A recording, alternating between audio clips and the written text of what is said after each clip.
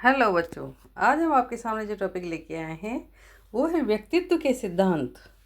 ठीक है, एक फिगर हमने बनाया हुआ है, उसमें देखते हैं सुपर ईगो, ईगो और इड, तीन शब्द लिखे हुए हैं। बीच में जो गोले बने हुए हैं उनमें देखो, सुपर ईगो यानी कि परम अहम, ईगो यानी कि अहम, इड यानी इदम।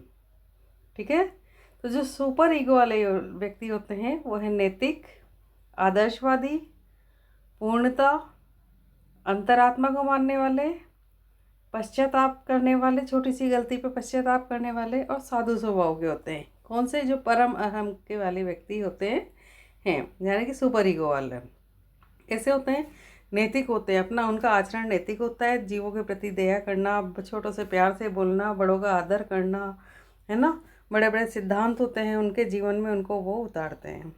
आदर्शवादी होते हैं, है ना, पूर्णता को प्राप्त करने की कोशिश करते हैं, अंतरात्मा की आवाज़ सुनते हैं और वह छोटी सी गलती पर बड़ा पश्चाताप करते हैं और साधु स्वभाव के होते हैं।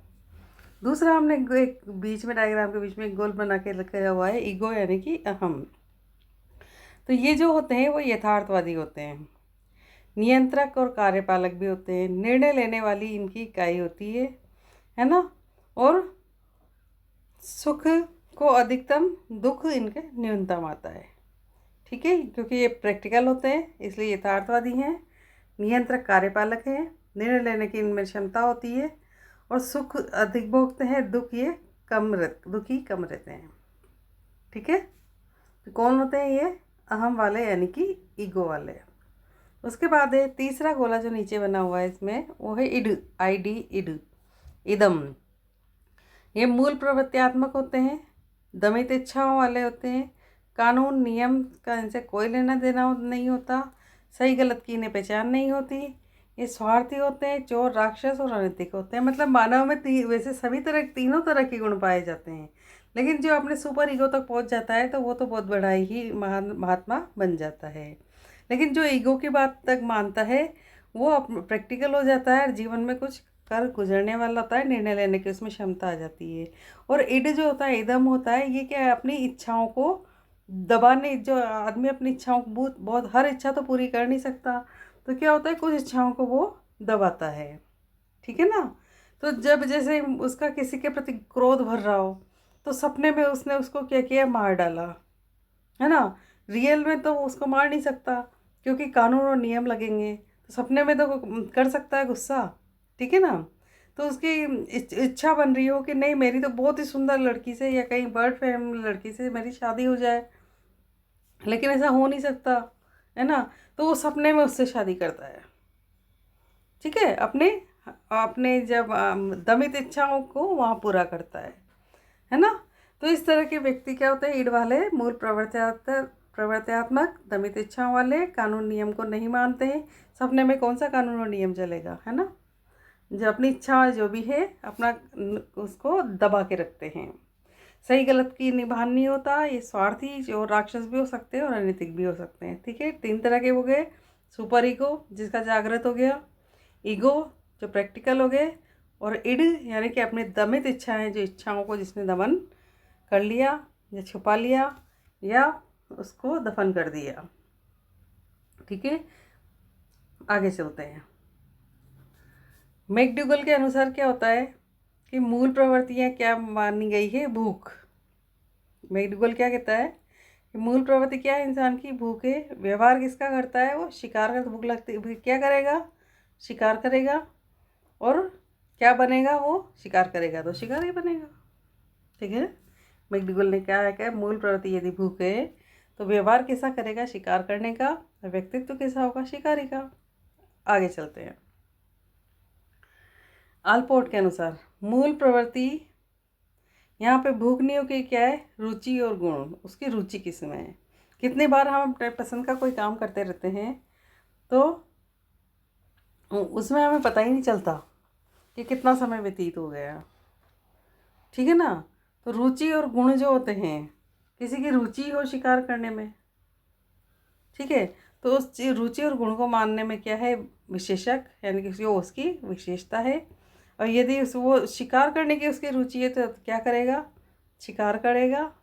और व्यक्तित्व क्या होगा? शिकारी का होगा। आगे चलते हैं। मनोविश्लेषण सिद्धांत, ये किसने दिया है? फ्राइड ने दिया है। इसमें सबसे पहला जो शब्द आता है वो आता है इदम, इड, जैसा कि मैं पहले आपको उस डायग्राम के माध्यम से समझा चुकी हूँ। इदम, इड। इदम को व्यक्ति का मौलिक स्वरूप माना गया है जो चेतन मन की गहराइयों में छिपा होता है। क्या होता है? चेतन मन की गहराइयों में छिपा होता है। इदम किसी कानून या नियम को नहीं जानता, यह सही गलत को नहीं मानता, यह केवल अपने आवश्यकता और मूल प्रवृत्ति को संतुष्ट करना जानता है। ये सुख सिद्धांत से निर्देशित होता है तथा पार्श्विक और मूल प्रवर्त्यात्मक है और इदम का लक्ष्य जैविक तनाव से मुक्ति पाना है। ठीक है ना? इदम के बारे में समझा चुकी हूँ। अंत में क्या है? दमित इच्छा है, कानून नियम नहीं जानता, सही गलत को नहीं मानता, सिर्फ अपनी मूल प्रवृत्ति को संतुष्ट करता है।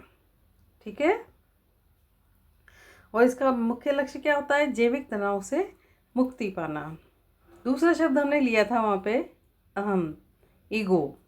ये स्पष्ट है कि इदम को वर्चस्व स्थापित करने नहीं दिया जा सकता, क्योंकि हर एक इच्छा इंसान की पूरी नहीं हो सकती।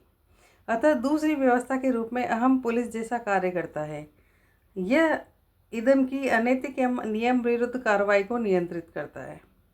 यह व्यक्ति के भीतर प्रबंधक, कार्यपालक की हैसियत से विद्यमान रहता है। अहम इदम की नियम विरुद्ध कार्रवाइयों को रोकने में क्रियान्वयक इकाई के रूप में कोई गलत काम कर दे, किसी भी हालत में से लगे कि उसका इड उस पर हावी हो गया और गलत काम कर दे, तो क्या करता है? जो इदम होता है, इदम गलत काम कर रहा है तो अहम होता है वो उसको कंट्रोल करता है कि नहीं, ये काम गलत है, इसको नहीं करना है ना? उसको रोकने का काम अहम करता है। ठीक है? इसको इदम को रोकने का काम अहम करता है। ठीक है?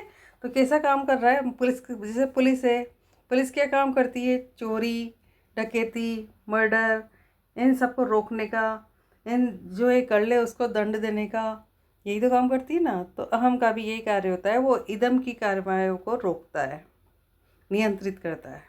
ठीक है? अहम बुद्धिमत्तापूर्वक मूल प्रवृत्तियों का चयन, किन्हें संतुष्ट किया जाए और किन्हें नहीं के बारे में निर्णय लेता है। तो अहम क्या करता है? वो अहम ये बताता है कि ये काम तुम करो और ये अनैतिक है, इसे मत करो। ठीक है ना? तो बुद्धिमत्ता से काम में लेता है। आगे चलते हैं। ये सुख को अधिकतम व दुख को न्यूनतम करने का प्रयास करता है। ये इदम से उपजता है और यथार्थता के सिद्धांत का अनुगमन करता है। ठीक है?